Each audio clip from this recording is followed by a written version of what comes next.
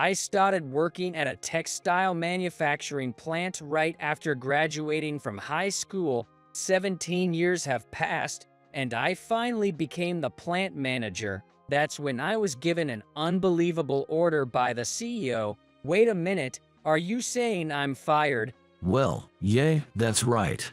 Even though the CEO was the happiest person when I took over as plant manager, despite no mishaps or accidents happening under my supervision as plant manager, being suddenly fired was beyond me. I couldn't fathom the reason. The CEO wouldn't give me any reason when I asked. Then, one day, I was suddenly called in by the CEO's secretary and was about to hear an unbelievable story. The reason I was fired from the company was hidden within was a story that was both sad and heartwarming.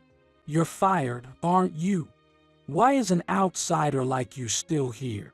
My name is Mike. After graduating from high school, I've been working at this textile manufacturer's plant for 17 years. Since last year, I've been honored with the position of plant manager. Since becoming plant manager, there have been no accidents at the plant, and everything has been going smoothly, in spite of such circumstances. Wait a minute, does this mean I'm being fired? I confronted the CEO with a loud voice. Well, yes, that's the case. But don't worry, I've already arranged your next job. I really want you to do your best there. The CEO told me this. I joined this company right after graduating from high school, moving away from my hometown. Of course, I didn't know anyone around, and I was full of anxiety, but the employees were very kind to me, and I was able to fit in quickly. The CEO who founded the company took care of me since I was a new employee because he said our backgrounds were similar. I worked desperately, putting my life into my job, wanting to live up to such expectations from the CEO. I thought we had a special bond, but maybe that was only my assumption. What did I do wrong? When I asked, the CEO shook his head. I'm really sorry, but I'd prefer if you didn't ask for the reason. However, with your skills, I'm sure you'll manage just fine in your new job. The president there is a very nice person, and they should treat you quite well. Now, I have a meeting, so I'll have to leave. With that, the CEO left the room. I wasn't convinced at all, but if it was an order from the CEO, I had no choice but to comply. No matter how much I argued, I had to follow. As I headed to the plant, I thought about what would come next. In the time leading up to my resignation, I was swamped with handing over my work and completing the resignation procedures. Since being told I was being let go by the CEO, I've racked my brain for a reason countless times, but couldn't come up with anything. I was troubled about moving to a new job with this unresolved feeling. Then, one evening, with just a week left until my resignation, I was getting ready to leave when I received a phone call. It was from the CEO's secretary, Emily. Hello, is this Mike? It's Emily. I'm sorry to bother you when you're busy, but there's something urgent I really need to tell you. It's a bit difficult to say this inside the office, so could you come to the coffee shop nearby? Emily has been the CEO's secretary since I joined the company. She's a beautiful and capable woman. We usually don't interact much, but she's always been kind to me during company events and such. Wondering why I was being called out by Emily, the secretary, I headed to the coffee shop as instructed. Sorry to keep you waiting. No, I should be the one apologizing. I'm sorry for suddenly calling you out when you're busy. There's something I absolutely need to tell you. Emily usually has a bright expression, but on this day, she looked inexplicably sad. What's going on? It's about our CEO, Thomas, actually. After saying that, Emily fell silent. There was silence for a moment, and at last Emily went on. Mike, please stay calm as you hear this. This morning, Thomas passed away. What? I dropped the glass I was holding to the floor. The truth is, Thomas had been battling an illness for a long time. There were times when it seemed to get better, but last week his condition worsened. No way, that can't be true. Not many people know about Thomas passing yet. The company currently stands on Thomas's reputation, so we can't immediately go public with this information. Likely, our company will have to close down with the CEO's passing. I was shocked and wondered why Emily chose this moment to tell me this fact. But why would you share such important news with me? There was something Thomas had told me. If anything were to happen to him, he wanted me to tell you first. He thought of you like his own son. Hearing this, I remembered the first time I met the CEO. I was an only child and lived with my father and mother. In high school, my father passed away due to an illness, and since my mother had always been frail, I couldn't let her work. So, I decided to find a job instead of going to college as planned. However, it was a bad time, and all the companies had already closed their general applications, making it hard to find a job. My homeroom teacher desperately reached out to several companies on my behalf. That's when the CEO, having learned about my family situation, decided to take me under his wing. And when I graduated from high school and got a job at this company, the CEO approached me. You're Mike, right? I heard about your father's passing from HR. It must have been tough. I also lost my father around your age and had to work to support my family. Our circumstances were so similar. I couldn't help but be concerned about you. You were excellent in school and will greatly benefit our company. So, give it your all. I was comforted by the CEO's warm words and threw myself into my work more than anyone else after joining.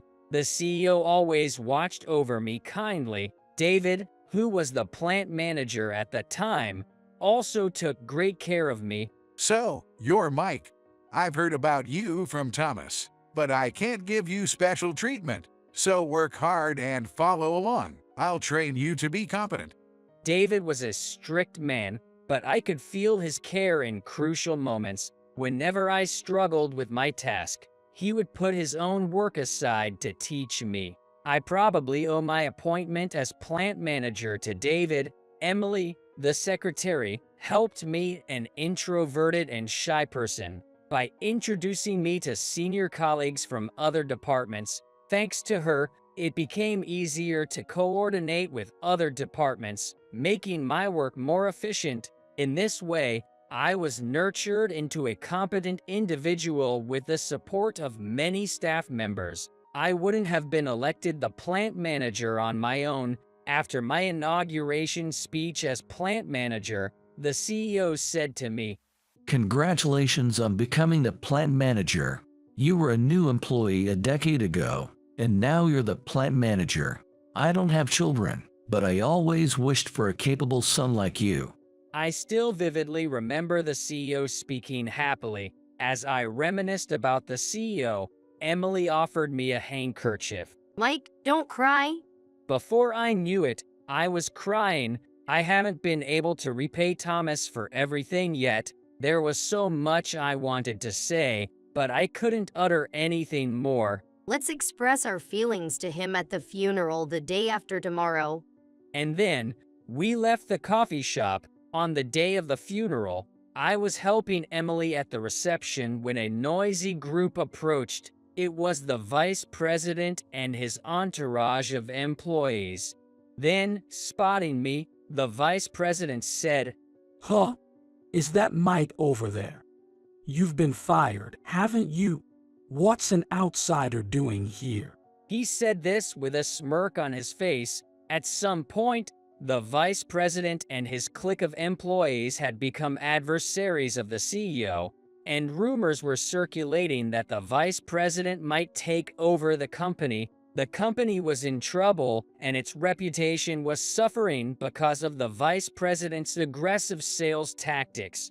As a result, the company had accumulated a significant amount of debt. Ignoring the vice president's words, I continued to help Emily, but then the vice president and his group started talking loudly.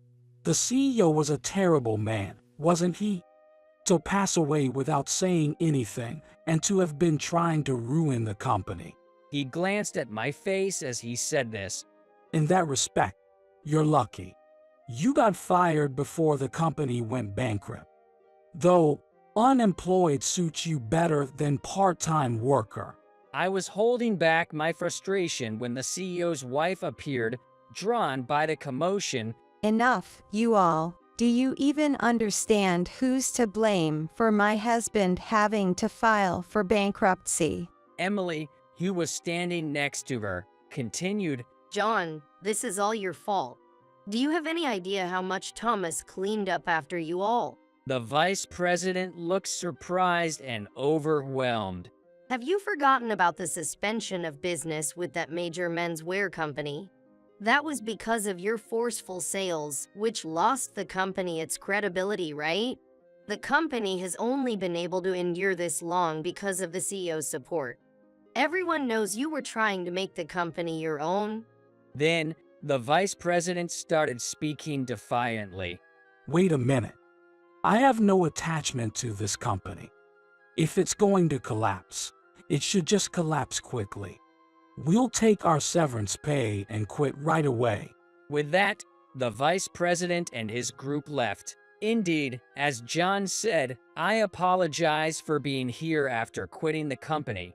I have no power to do anything. What are you saying? You've done nothing wrong. You're Mike, right?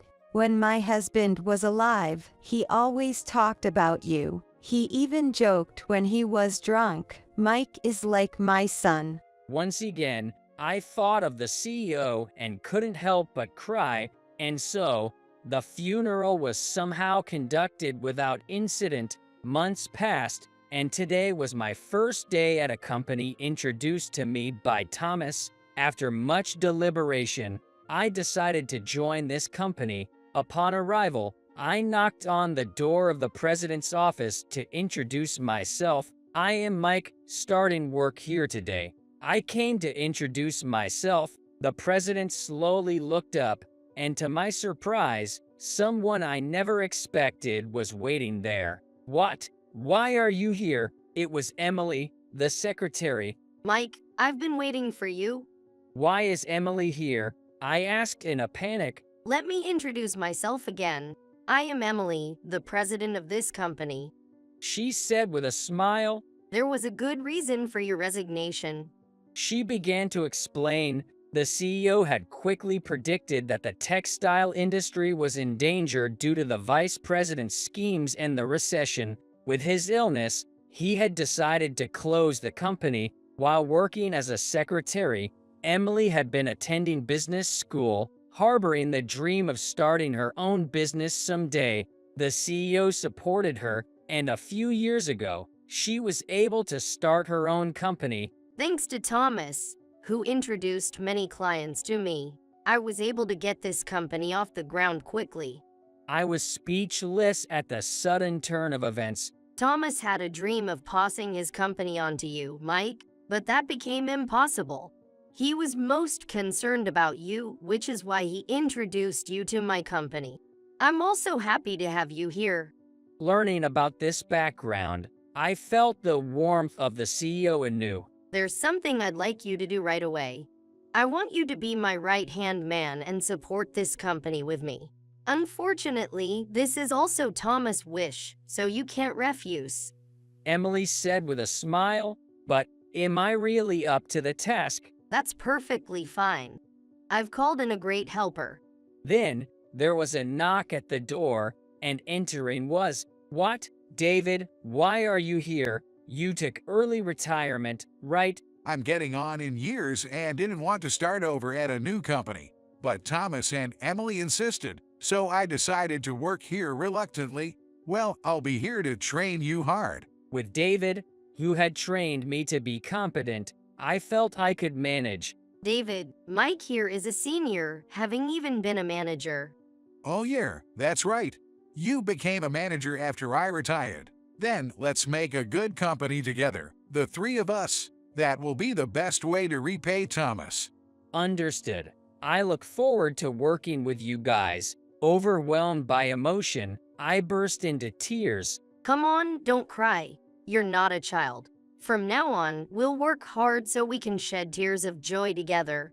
Encouraged by Emily's words, I nodded vigorously. Working hard here will undoubtedly be my way of repaying Thomas. Surely, he's watching over us from heaven. We exchanged a firm handshake and began to open a new chapter together.